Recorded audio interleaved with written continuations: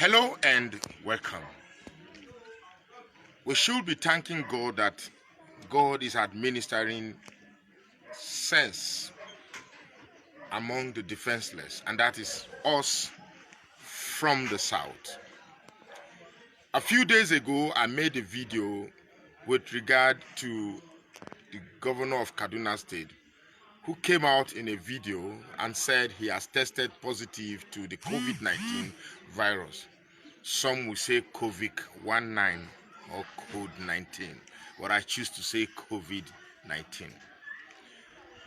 The governor said he has tested positive and has chosen to remain isolated to protect others from being infected. But recently, a video has been going around where he was caught moving around like a normal human being and interacting indeed with the very same people that he said he has isolated himself from. In that video, I told you that it was a classical case of misdirection.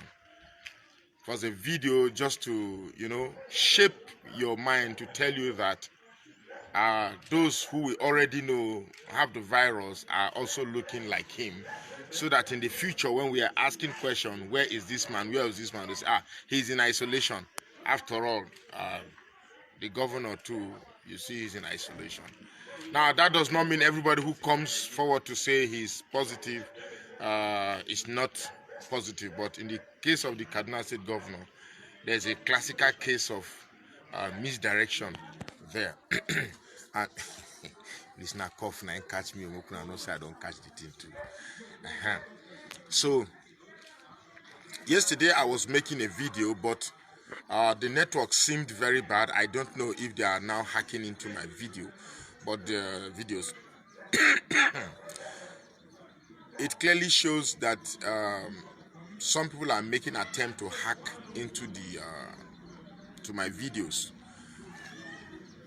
And the topic of yesterday's videos was to help us know why exactly these people from the Caliphate region are so interested in hanging on to power, even in the case where even now that we are supposed to jettison politics, jettison religion, jettison anything that subscribes to our selfish motivation to fight for humanity, to fight for humankind, to protect life, irrespective of whether this life is APC life or PDP life, Muslim life or Christian life.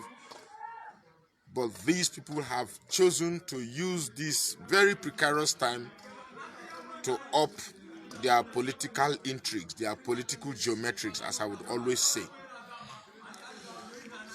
As Southerners, we have not established any tactical or strategic response to these political maneuvers that the North has decided to consistently play, even at a trying moment like this. It clearly shows that they are closer to evil than to humanity. So, as Southerners, the only thing that we can imbibe upon is a clear, smarter sensibility that uncovers their political maneuvers. And such can only be achieved if we begin to change the narrative that they sell to us. Such narratives that make us feel inferior in their presence. Narratives like they have a larger landmass. I have always asked, it is okay for them to say that they have a larger landmass, that places in the southern regions are indeed not. But it is also left for us to say no. Places like Benue State, Taraba State, Kwara, and a host of other places that are indeed in the southern part of Nigeria belongs to the south. And therefore, there is no such scenario where one hemisphere is bigger than another hemisphere. My simple geography teaches me that the only reason why we have a central line, often described as the equator, is because both regions are supposed to be equal. But we Southerners, maybe because of our own greed, have chosen to ignore narratives sold to us by the North. And it is this acceptance of these narratives that have made us to be inferior. They have sold us narratives that they are more populated than us, and we accept. I still don't know where the narrative or the realism that the North is more populated than the South comes from. Because I know that the South is far more populated than the North. Yes, I know if you go to Kano Metropolis or Kano City, they may appear very big to you, but outside the Kano City, there is nothing to offer again. But I know that in Delta State, for instance, which from the map, from the geographical perspective in our Nigerian map, it may look smaller than Kano, but I know that we have Asaba, we have Agbo, we have Sapele, we have Ugele, we have Wari, we have Ethiopia, then we have several communities, and these communities, these local governments, these metropolises are filled with people. So how in all honesty, you tell me that a place like Kano, after leaving the state capital, all you begin to see is desert, desert, desert, desert, will tell you that it is more populated than Delta State, where for every single kilometer you travel, you meet people. But the problem is not them who have chosen to sell these lies to us. It is us who have chosen to accept these lies. And because we accept this life, our political psyche has chosen to make us, and we consciously or unconsciously feel inferior in their presence. So we need to change these narratives. Else, why would you explain somebody like Chief Omar Gege, who is from an oil producing area, who is from Delta State, who is from a more populated area, who is from a more wealthy place, who is more educated, who is more exposed, but has imbibed a psyche that says, I can only be this because the caliphate approves of it. And what is even more painful is that they fight for positions that are irrelevant. In Nigeria today, the word deputy is as good as a toilet tissue paper. Because if you are a deputy of anything in Nigeria, you are less than nothing. Deputy president, deputy senate president, deputy this and deputy that. You are nothing. Yet it is this insignificant position that we Southerners will fight ourselves over to achieve. Just because we will peddle that name. I am the deputy governor of this, or I am the deputy senate president, or I am the vice president, to wield some fictitious ego of self-aggrandizement or purported self-recognition amongst ourselves, which indeed from a national perspective amounts to nothing. And yet it is these insignificant titles that we fight for. Are you aware that the Namadi Sambo, who got the vice presidency of Nigeria, they not got angry that he even dared to accept to be the vice president of Nigeria? To even show their frustration, they went and burnt his house. That is to tell you the political arrogance, the political pride that the North has, that it is either the first position or nothing. But you see South fighting and struggling and scrambling for irrelevant positions in Nigeria. So that is the second narrative that as Southerners we need to change. We must change the narrative in our head that the North has a larger landmass than us. We must change the narrative that the North has more population than us. And finally, thirdly, we must change the narrative that there are more Muslims in Nigeria than we have in Nigeria. There are more Muslims in Nigeria than we have Christians in Nigeria, because I believe there are more Christians in Nigeria than we have Muslims. And I'll give you a simple example. In most states, they will tell you they have a central mosque, and most Muslims, they all assemble in a central mosque. I want to tell you that if we choose to have central churches, there will be no space to take the population of Christians that will attend that church. Even in segmented churches, we have 3 services, 4 services, 5 services, because there is no space to take the population of Christians. So in truth, and I believe in all honesty, that Christians are more populated in Nigeria. The last time we had an election that went through religious basis, the results were clear. So we are the one enslaving ourselves in this political disadvantage that we have willingly decided to remain. Then the Ogakatakata of them all, according to one Edo comedian, he will tell you that the Ogakatakata of them all, then the Ogakatakata of them all is our resolve to fight politics in Nigeria from a compartment. And usually my videos will mean nothing if I do not culminate my message in the concept of unifying our fight. The idea that we just sit, whereas the solution to our problems in Nigeria is right there in us. Like I said, the day that we begin to have something remotely resembling that this fight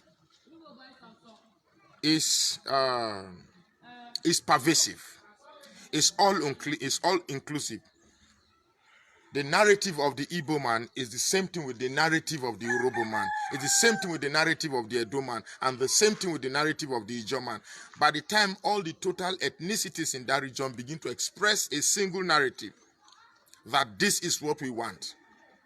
If we want a security outfit, it will be a narrative that the whole of that region needs a security outfit that protects the region, and not a security outfit that protects a tribe or a particular segment of the region in the region.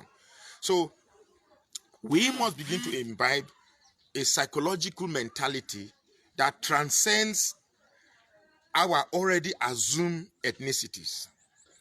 For instance, I am an Urhobo man, and I will always say I'm an Urhobo man before anything. Please don't tell me to describe myself with another ethnic identity. I am first an Urhobo man, but I am an Urhobo man in the region that also has the Ijaw, the Igbos, the Calabar, and everybody. That is another video that I will do for another time. We must begin to identify who we are.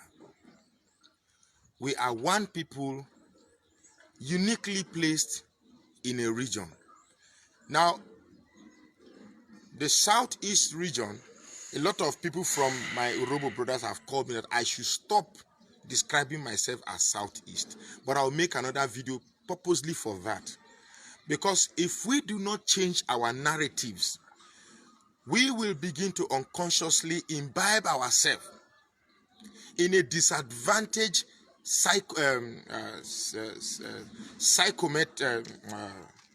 psychological disposition that makes us inferior in the sight of people that are less than half of our natural endowment. So we must in all honesty start the fight from here and not amongst ourselves. All I'm simply asking is that we must synergize our political thoughts so that it embraces everybody. And when we go out to confront these people that are less than half our endowment that God has naturally given us, they begin to respect us. We are supposed to be calling the shots and not the North. The North has tasted power and they've messed Nigeria up, dragged Nigeria 30 years behind history. If you think you are going to sell the narrative to the North that Buhari is collapsing the economy, Buhari is an illiterate, Buhari is this, Buhari is that, that does not move them. As far as they're concerned, a living dog in the North is better than any Southerner to rule this country. That is the psychology that drives them. That is the mentality that drives them. So, if we must liberate ourselves, we must first seize power away from them. If we have the power, we can determine whatever we want. So I like to say, to round up this video, this is a precarious time where a certain virus is ravaging the world. Somebody sent me a very comical video where somebody is warning coronavirus, that coronavirus, you visited some people, is like you collected bribe, that you should do the needful. But it's so funny, it's okay that Nigerians, as I am used to, they can make some comical relief even at the height of the most frustrated situation. So I like the fact that we can joke about everything, but the truth is that I'm so disappointed at our politicians that have decided to politicize this situation we find ourselves, even as dangerous as it is. And for the southern politicians, I'm so also disappointed in you that we didn't elect you to Abuja to go and be sleeping uh, in the National Assembly or fold your arms when these northerners bring draconian policies like freeing terrorists, a whole lot. There are so many I can't even begin to count. So I also want to say the only senator so far that has endeared my admiration is Senator Abaribe. I want to thank you for your steadfastness, for speaking out, even though sometimes I feel so pity for you because you're just like a lonely voice in the house without the support from your brothers who seem to distance themselves for you because if the hammer is done, you probably will bear the brunt alone. And that is the saddest part of our political dispositions in the National Assembly. But I would also like to suggest Senator Abaribe to also imbibe. I hope this video gets to you so that whenever, if at all, the session opens, start the process of bringing this idea of synergizing our political thoughts. So it will not be only you that will be seen in the house always talking on behalf of the people, so that other senators, or if indeed as a minority leader you are up protecting the sanity of our common senses, you have your other brothers from the region supporting you. But most times it appears you stand alone and talk alone. And at the end of the day, you just listen. Sometimes I see the president just give you the chance to just talk, but at the end of the day, it's the same thing. So I like to say thank you, thank you, thank you for being one of the bravest senators in the House. I like to say thank you, thank you. So may God protect us from the coronavirus. May God forgive our sins. May God forgive us for the things we did to have warranted this virus to ravage and pervade itself in Nigeria. We like to say, God, give those in charge fighting for a solution to get the smallest solution to solve our problem, because sometimes a very big problem has the smallest solution that is so small that it escapes our eye. Lord, give them the wisdom to find the solution to what we have. I'd like to say thank you for enduring this video to this very moment. Thank you.